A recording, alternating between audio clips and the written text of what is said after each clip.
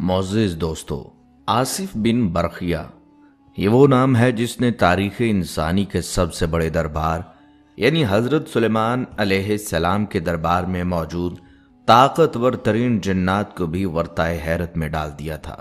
आसिफ बिन बरखिया कोई आम इंसान नहीं थे, बल्कि अल्लाह के वो बरगुज़ीदा वली थे जिन्हें लोहे महफूज की किताब का वो खास इल्म अता किया गया था जिसके सामने कायनात की ठोस अशिया और मादी दीवारों की कोई हैसियत ना थी। बल्कि आसिफ बिन बरखिया वो शख्सियत हैं जिन्होंने आज से हजारों साल पहले टाइम एंड स्पेस यानी वक्त और मकान के इन कवानीन को बदल कर रख दिया था जिन्हें समझने में आज की जदीद साइंस भी ठोकरें खा रही है। तसव्वुर कीजिए, हजरत सुलेमान अलैहिस्सलाम के दरबार में एक तरफ वो अफरियत नामी द्यो कामत जिन था जिसकी जिस्मानी ताकत से जमीन लरसती थी। वो जिन कहता था कि मैं मलका बल्कीस का वजनी तख्त आपके दरबार बर्खास्त होने से पहले ले आऊंगा। लेकिन दूसरी तरफ अल्लाह का वो वली खड़ा था जिसने साइंस के इस तसव्वुर को, जिसे हम आज टेलीपोर्टेशन कहते हैं, पलक झपकने में हकीकत बना दिया था।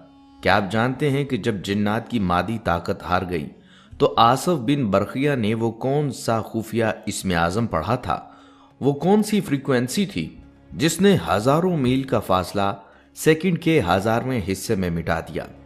और इस हैरान कुन वाक़े के पीछे छुपे वो कौनियाती राज क्या हैं जो आज के दौर के बड़े बड़े फिजिक्स दानों को भी सोचने पर मजबूर कर देते हैं। दोस्तों, आज की इस वीडियो में हम आसिफ बिन बरखिया की जिंदगी के उन पुरस्रार गोशों की गहराई में उतरेंगे कि आखिर वो कौन सा इल्म था, वो कौन सी ताकत थी और यमन से फलस्तीन तक का हजारों मील का सफर एक आंख के झपकने में कैसे तय हुआ। मुअज़्ज़िज़ दोस्तों, वीडियो का एक एक सेकंड आपके ईमान को ताजगी बख्शेगा, क्योंकि आज आप तारीख के उस अजीम तरीन वाक़े को एक बिल्कुल नए और दिल छू लेने वाले अंदाज में देखने और सुनने जा रहे हैं। बस आपसे गुजारिश है कि इस वीडियो को लाइक और शेयर जरूर करें ताकि ये ईमान अफरोज मालूमात पूरी दुनिया तक पहुंचे और इंसानियत को इस इल्म इलाही की असल ताकत का अंदाजा हो सके जिसके सामने दुनिया की हर मादी ताकत हीच है। तो चलिए शुरू करते हैं दरबार सुलेमानी का वो मंजर जब कायनात ने एक बहुत बड़ा मौजज़ा देखा। मुफस्सिरीन बयान करते हैं कि हजरत सुलेमान अलैहिस्सलाम की बादशाहत कोई आम इंसानी सल्तनत नहीं थी, बल्कि ये एक ऐसी हुक्मरानी थी जिसके सामने कायनात के कवानीन सर झुकाते थे।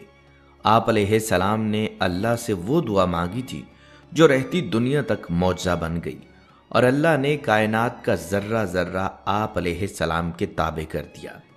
आप अलैहिस्सलाम के दबदबे का ये आलम था कि आप अलैहिस्सलाम के लश्कर में सिर्फ इंसान ही नहीं शामिल थे, बल्कि हैबतनाक और द्यो कामत जिन्नात की लंबी सफ़ें हाथ बांधे खड़ी होती थीं।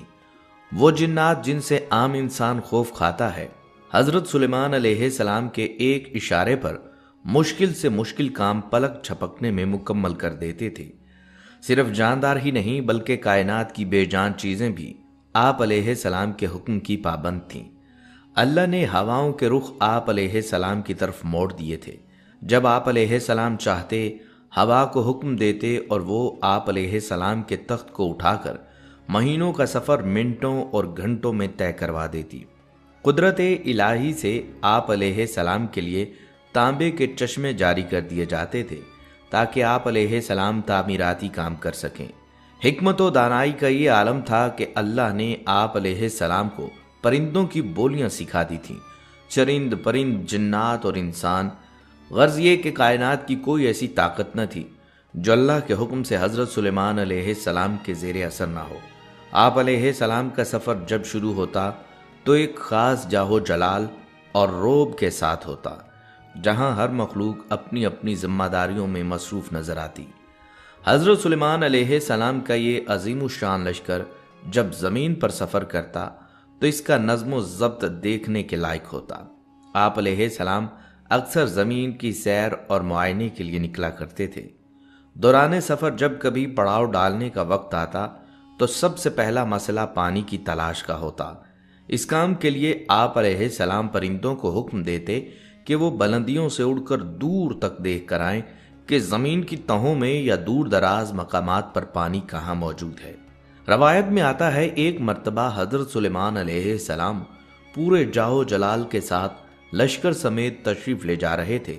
آپ علیہ السلام نے اپنی مخصوص بصیرت سے پرندوں کی صفوں پر نظر ڈالی تو کیا دیکھا، پرندوں کے درمیان موجود ہدہد اپنی جگہ موجود نہیں۔ ایک نظم و ضبط والے حکمران کی طرح آپ علیہ السلام کو اس طرح کی بلا اجازت غیر حاضری پر بہت ناراضگی ہوئی۔ آپ علیہ السلام نے دریافت فرمایا، یہ ہدہد کب سے غائب ہے؟ حضرت سلیمان علیہ السلام نے وہاں موجود پرندوں اور اہلکاروں کو تنبیہ کرتے ہوئے فرمایا، اگر تو وہ کسی وجہ سے غائب ہوا ہے تو خیر ہے، لیکن اگر بغیر کسی ضروری کام کے اپنے ڈیوٹی سے چھٹی کی ہے تو یاد رکھو میں اسے ایسی سزا دوں گا جو اسے یاد رہے گی، یہاں تک کہ میں اسے ذبح کر دوں گا۔ ابھی حضرت سلیمان علیہ السلام کی ناراضگی کی گونج فضا میں موجود تھی کہ کچھ ہی دیر گزری تھی کہ ہدہد لشکر میں واپس حاضر ہو گیا۔ جیسے ہی وہ پہنچا دوسرے پرندوں نے اسے گھیر لیا اور خوف زدہ لہجے میں کہا، اے ہدہد اپنی خیر مناؤ، آج تم نے بہت بڑی غلطی کر دی۔ بادشاہ سلامت تم پر بہت غصہ ہیں اور تمہاری غیر حاضری پر تمہارے قتل کا ارادہ فرما چکے ہیں۔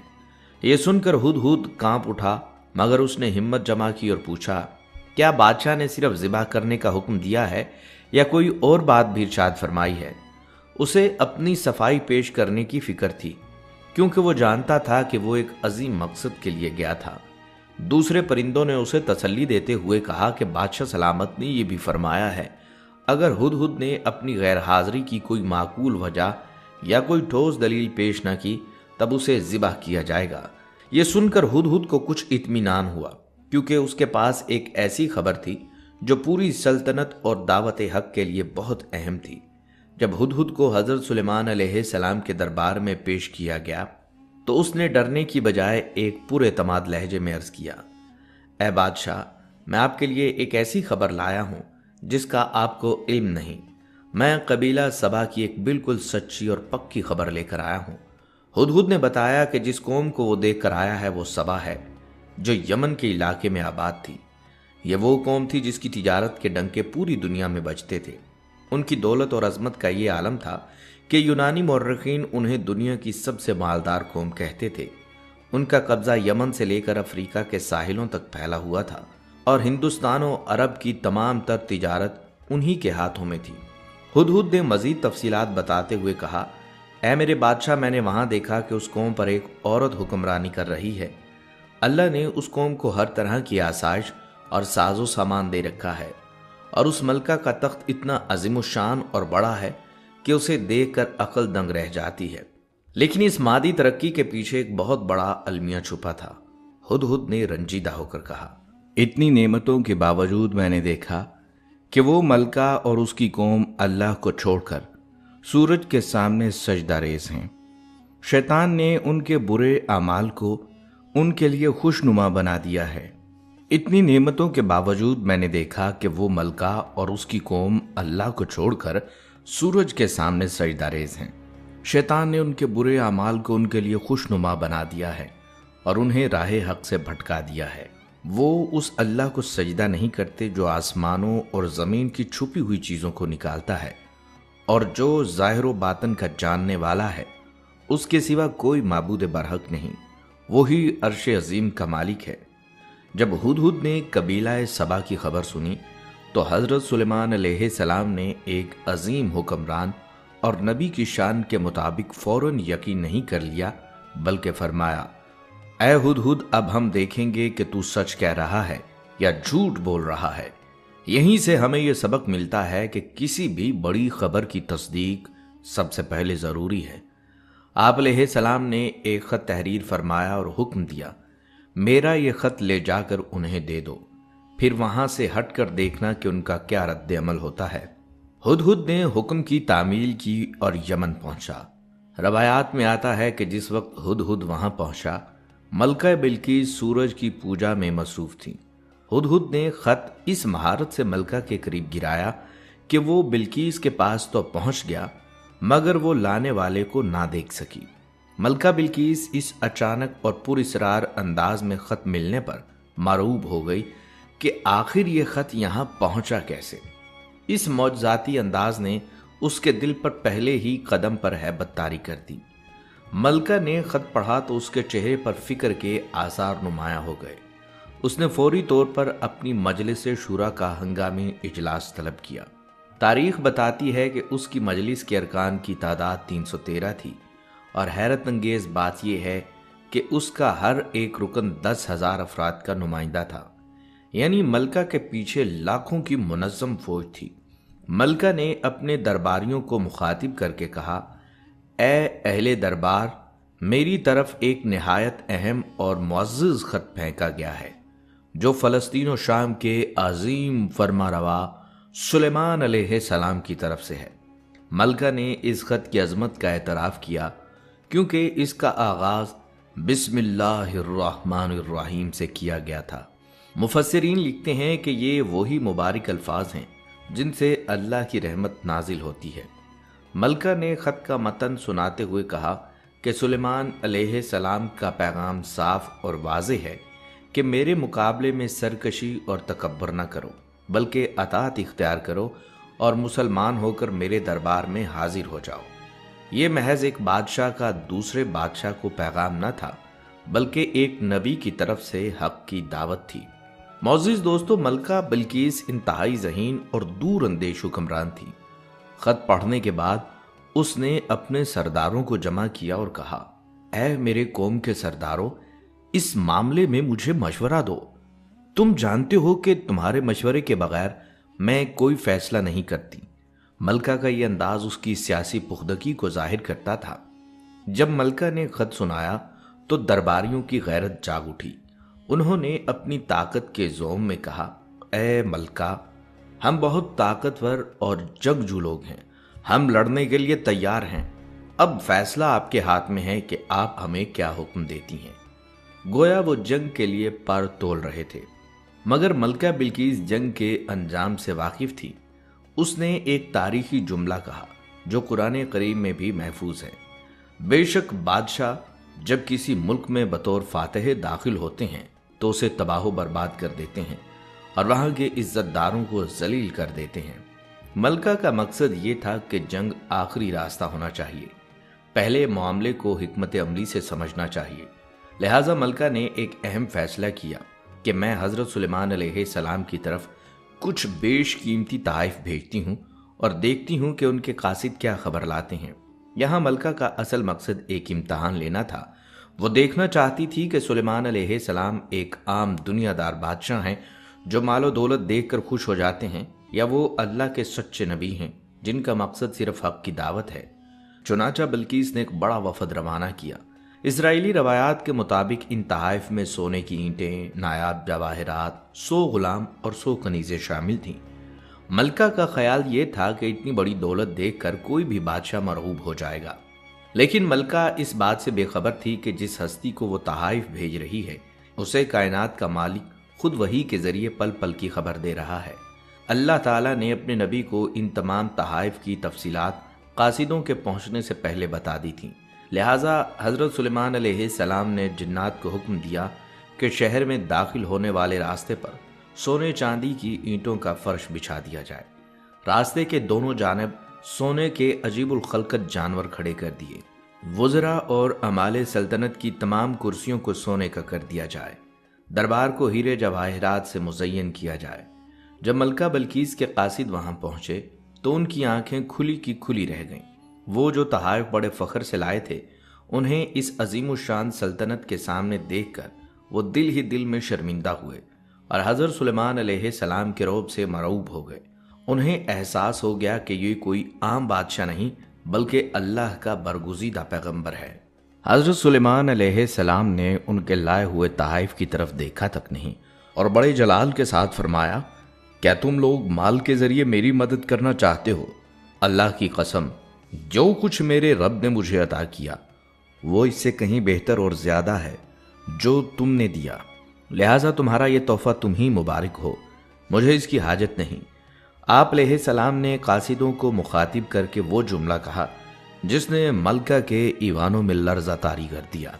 जाओ, अपने ये तोहफ़े वापिस लेकर चले जाओ। اور اپنی ملکہ سے کہنا کہ سلیمان علیہ السلام ایک زبردست لشکر کے ساتھ آئے گا جس کا مقابلہ کرنے کی تم میں طاقت نہیں۔ ہم تمہیں وہاں سے ذلت کے ساتھ باہر نکالیں گے اگر تم نے حق کو تسلیم نہ کیا۔ یہاں ایک بات یاد رکھیں کہ حضرت سلیمان علیہ السلام کا یہ جلال اپنی ذات کے لیے نہیں تھا بلکہ دین کی سربلندی کے لیے تھا۔ آپ علیہ السلام دکھانا چاہتے تھے کہ حق کے ساتھ باطل کی دولت کی کوئی وقت نہیں۔ جب قاصدوں نے یمن پہنچ کر حضرت سلیمان علیہ السلام کا وہ جلال بھرا پیغام سنایا اور وہاں کے مشاہدات بیان کیے تو ملکہ بلقیس کے سامنے تصویر بالکل صاف ہو گئی۔ وہ ایک سمجھدار اور دور اندیش خاتون تھی۔ وہ جان گئی کہ سلیمان علیہ السلام کو یہاں بادشاہ نہیں جو زمین چھیننے یا مال جمع کرنے آئے ہوں، بلکہ وہ واقعی اللہ کے سچے نبی ہیں جن کی پشت پر غیبی طاقتیں موجود ہیں۔ ملکہ نے اپنی قوم کو بڑی تباہی سے بچانے کے لیے جنگ کا ارادہ ترک کر دیا اور فیصلہ کیا کہ وہ خود حضرت سلیمان علیہ السلام کے دربار میں حاضر ہو کر ان کی عظمت کا مشاہدہ کرے گی اور اپنی اطاعت کا یقین دلائے گی۔ چنانچہ اس نے اپنے ملک کا نظام سنبھالا اور ایک بڑے شاہانہ قافلے اور جاہ و جلال کے ساتھ فلسطین کی طرف روانہ ہو گئی۔ دوسری طرف اللہ تعالیٰ نے اپنے نبی حضرت سلیمان علیہ السلام کو وحی کے ذریعے پہلے ہی مطلع فرما دیا تھا، اے سلیمان، ملکہ بلقیس تمہارا پیغام پا کر اب سرکشی چھوڑ کر تمہاری فرما بردار بن کر حاضر ہو رہی ہے۔ ملکہ بلقیس ابھی راستے میں ہی تھی کہ حضرت سلیمان علیہ السلام نے اپنے درباریوں کی طرف دیکھا اور ایک ایسا سوال کیا جس نے پورے دربار میں ہلچل مچا دی۔ آپ علیہ السلام نے فرمایا، اے اہل دربار، تم میں سے کون ہے جو ملکہ بلقیس کے یہاں پہنچنے سے پہلے اس کا عظیم الشان تخت میرے پاس اٹھا لائے؟ یہ ایک بہت بڑا چیلنج تھا کیونکہ ملکہ کا وہ تخت یمن میں 7 بند کمروں کے اندر سخت پہرے میں محفوظ تھا اور وہاں سے فلسطین کا فاصلہ سینکڑوں میل تھا۔ آپ علیہ السلام کا یہ حکم سن کر جنات کی صفوں میں سے ایک قوی ہیکل طاقتور جن جسے قرآن نے عفریت کہا ہے، یہ جن آگے بڑھا اور بڑے اعتماد سے عرض کیا، اے اللہ کے نبی، میں اس تخت کو آپ کے پاس حاضر کر سکتا ہوں اور میں یہ کام اتنا جلدی کروں گا کہ ابھی آپ کا یہ دربار برخاست بھی نہ ہو پائے گا کہ تخت یہاں موجود ہوگا۔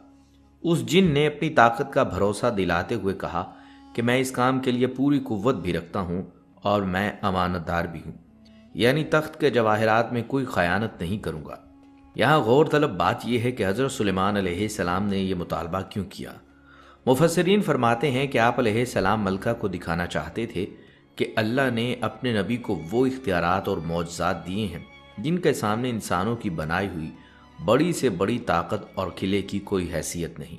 دوستو، جب اس قوی ہیکل جن نے کہا کہ دربار ختم ہونے سے پہلے تک تخت لا سکتا ہوں تو حضرت سلیمان علیہ السلام نے خاموشی اختیار فرمائی، جیسے آپ علیہ السلام اس سے بھی زیادہ تیز رفتار معجزے کا انتظار فرما رہے ہوں۔ اسی دوران دربار میں موجود ایک ایسا شخص اٹھا جس کے پاس کتاب کا علم تھا۔ مفسرین لکھتے ہیں کہ یہ حضرت سلیمان علیہ السلام کے وزیر اور سچے امتی حضرت آصف برخیہ تھے۔ ان کے پاس کوئی جسمانی طاقت یا جنات جیسی ہیبت نہ تھی، بلکہ ان کے پاس کلام اللہ اور اسم اعظم کی طاقت تھی۔ اس مرد مومن نے عرض کیا، اے اللہ کے نبی، میں وہ تخت آپ کے پاس اتنی جلدی لا سکتا ہوں کہ آپ کی آنکھ جھپکنے یعنی پلک مارنے سے پہلے وہ یہاں موجود ہوگا۔ ابھی یہ بات مکمل ہی ہوئی تھی کہ سب نے دیکھا کہ وہ عظیم الشان تخت جو سینکڑوں میل دور یمن کے قلعوں میں بند تھا، حضرت سلیمان علیہ السلام کے سامنے دربار میں رکھا ہوا تھا۔ یہ اللہ کی دی ہوئی وہ کرامت تھی جس نے ثابت کر دیا کہ ایمان اور علم کی طاقت جنات کی جسمانی طاقت سے کہیں زیادہ بڑی ہے۔ سامعین محترم، یہاں رک کر ہمیں اس عظیم ہستی کا ذکر کرنا ہے جس کا نام تاریخ اور علم اور ایمان کی علامت بن گیا۔ حضرت آصف بن برخیہ محض ایک درباری نہیں تھے، بلکہ وہ حضرت سلیمان علیہ السلام کے قریبی رفیق، آپ کے وزیر اعظم، اور سب سے بڑھ کر یہ کہ وہ ایک سچے مومن اور عارف باللہ تھے۔ مفسرین لکھتے ہیں کہ وہ اللہ کے اسم اعظم، وہ خاص نام جسے پکار کر دعا مانگی جائے تو رد نہیں ہوتی، سے واقف تھے۔ ان کا یہ کارنامہ ثابت کرتا ہے کہ اللہ کے ولیوں کو وہ طاقت عطا کی جاتی ہے جو عام انسانی عقل سے بالا تر ہے۔ اکثر مفسرین کا اس بات پر اتفاق ہے کہ وہ اسم اعظم یا حیو یا قیوم تھا۔ اللہ کے اسم اعظم کے 73 حروف میں سے آصف بن برقیہ کے پاس صرف ایک حرف کا علم تھا، مگر اس ایک حرف کی طاقت کا یہ عالم تھا کہ انہوں نے چشم زدن میں مادے کی منتقلی کا وہ کارنامہ انجام دیا جس پر آج کی سائنس بھی حیران و پریشان ہے۔ جہاں آج کی سائنس ٹائم اینڈ سپیس یعنی وقت اور فاصلے کے نظریات میں الجھی ہوئی ہے اور ٹیلی پورٹیشن کو ایک ناممکن خواب سمجھتی ہے، وہیں ہزاروں سال پہلے آصف بن برقیہ نے ثابت کر دیا کہ روحانی طاقت کائنات کے تمام مادی قوانین پر بھاری ہے۔ یہ واقعہ دراصل سائنس کے ان داموں پر ایک خاموش تنقید ہے جو مادی وسائل کے بغیر کسی چیز کی منتقلی کو تسلیم نہیں کرتی۔ آصف بن برقیہ نے دکھایا کہ جب انسانی روح اللہ کے نام کی طاقت سے جڑ جاتی ہے تو کائنات کی وسعتیں سمٹ جاتی ہیں اور فزکس کے تمام اصول خالق کائنات کے حکم کے سامنے بے بس ہو جاتے ہیں۔ یہ وہ مقام ہے جہاں سائنس کی سرحدیں ختم ہوتی ہیں اور اللہ کے مقرب بندوں کی کرامتوں کا سمندر شروع ہوتا ہے۔ دوستو، حضرت آصف بن برقیہ کی شخصیت کے حوالے سے کئی ایسی باتیں ہیں جو انہیں تاریخ انسانی کے منفرد ترین کرداروں میں شامل کرتی ہیں۔ مفسرین کرام بشمول حضرت ابن عباس رضی اللہ تعالیٰ عنہ بیان کرتے ہیں کہ آصف بن برقیہ حضرت سلیمان علیہ السلام کے محض ایک وزیر ہی نہیں بلکہ آپ علیہ السلام کاتب اور معتمد خاص بھی تھے۔ ان کی زندگی کے بارے میں ایک دلچسپ نکتہ یہ ہے کہ جہاں قرآن انہیں علم والا قرار دیتا ہے، وہیں قدیم آسمانی کتابوں بائبل میں ان کا تذکرہ ایک مذہبی نغمہ نگار اور گائک کے طور پر بھی ملتا ہے۔ وہ اپنی خوبصورت آواز میں اللہ کی حمد و ثنا یعنی زبور پڑھا کرتے تھے۔ روحانی علوم کی کتابوں میں ان سے منسوب ایک کتاب الاجناس کا ذکر آتا ہے جسے عملیات اور روحانیات کے حلقوں میں نہایت اہمیت دی جاتی ہے۔ آصف بن برقیہ کے مزار مبارک کے بارے میں بھی مختلف روایات ہیں۔ ایک مشہور ترین روایت کے مطابق ان کا مزار موجودہ کرغستان کے شہر اوش میں ایک پہاڑ یعنی سلیمان تاش کے دامن میں واقع ہے، جسے آصف بن برقیہ مقبرہ کہا جاتا ہے۔ زائرین کا ماننا ہے کہ انہوں نے وصیت کی تھی کہ انہیں اسی مقدس مقام پر دفن کیا جائے۔ آصف بن برقیہ کی زندگی ہمیں یہ سبق دیتی ہے کہ جب انسان کا علم اور ایمان کامل ہو جاتا ہے تو وہ مادے کی قید سے آزاد ہو کر ایسی فتوحات حاصل کرتا ہے جس کے سامنے جدید سائنس بھی گھٹنے ٹیک دیتی ہے۔ بہرحال دوستو، جب حضرت سلیمان علیہ السلام نے ملکہ بلقیس کا وہ عظیم الشان تخت اپنے سامنے موجود پایا تو آپ علیہ السلام کی زبان مبارک پر غرور یا تکبر کی بجائے اپنے رب کی حمد و ثنا جاری ہو گئی۔ آپ علیہ السلام نے عاجزی کے ساتھ فرمایا، یہ سب میرے رب کا فضل ہے۔ آپ علیہ السلام نے اس معجزے کو اپنا کمال سمجھنے کی بجائے اللہ کی طرف سے ایک امتحان قرار دیا کہ آیا میں اس عظیم نعمت پر شکر ادا کرتا ہوں یا نہ شکری۔ اس کے بعد حضرت سلیمان علیہ السلام نے ملکہ بلقیس کی آمد سے قبل ان کی عقل و دانش کا امتحان لینے کے لیے تخت کے رنگ و روپ میں کچھ رد و بدل کروا دیا۔ جب ملکہ دربار میں حاضر ہوئی تو ان سے پوچھا گیا، کیا تمہارا تخت بھی اسی طرح کا ہے؟ انہوں نے کمال ہوشیاری سے جواب دیا، یہ تو گویا ہو بہو وہی ہے۔ بلقیس کو اپنی سلطنت کی روحانی اور مادی عظمت دکھانے کے لیے آپ علیہ السلام نے ایک ایسی حیرت انگیز عمارت تیار کروائی جس کا فرش شفاف شیشے کا تھا اور اس کے نیچے تیز رفتار پانی میں مچھلیاں تیر رہی تھیں۔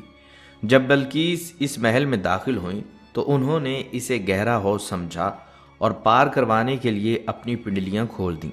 تب حضرت سلیمان علیہ السلام نے حقیقت واضح کرتے ہوئے فرمایا، یہ پانی نہیں بلکہ شیشے سے جڑا ہوا محل ہے۔ یہ وہ آخری نشان تھا جس نے بلقیس کے دل کو تسخیر کر لیا اور وہ پکار اٹھیں کہ اے میرے رب، میں سلیمان علیہ السلام کے ساتھ رب العالمین پر ایمان لاتی ہوں۔ معزز دوستو، حضرت سلیمان علیہ السلام اور ملکہ بلقیس کا یہ واقعہ ہمیں سکھاتا ہے کہ اصل طاقت اور اقتدار صرف اللہ کے پاس ہے اور سچی کامیابی وہی ہے جو انسان کو اپنے رب کے حضور جھکا دے۔ تفسیری روایات کے مطابق ملکہ بلقیس کے قبول اسلام کے بعد وہ حضرت سلیمان علیہ السلام کے نکاح میں آئیں۔ آپ علیہ السلام نے یمن میں ان کے لیے 3 عظیم الشان محل تعمیر کروائے جہاں آپ علیہ السلام اکثر تشریف لے جایا کرتے تھے۔ اس طرح حق کی ایک صدا نے ایک پوری قوم کی تقدیر بدل کر رکھ دی۔ دعا ہے کہ اللہ تعالی ہمیں بھی سلیمان علیہ السلام جیسی شکر گزاری اور حضرت آصف بن برقیہ جیسا علم و ایمان عطا فرمائے۔ اگر آپ کو تاریخ انسانی کے ان پراسرار اور ایمان افروز گوشوں پر مبنی یہ ویڈیو پسند آئی ہے تو اس ویڈیو کو لائک کریں اور اپنے دوستوں کے ساتھ شیئر کر کے اس پیغام کو عام کریں۔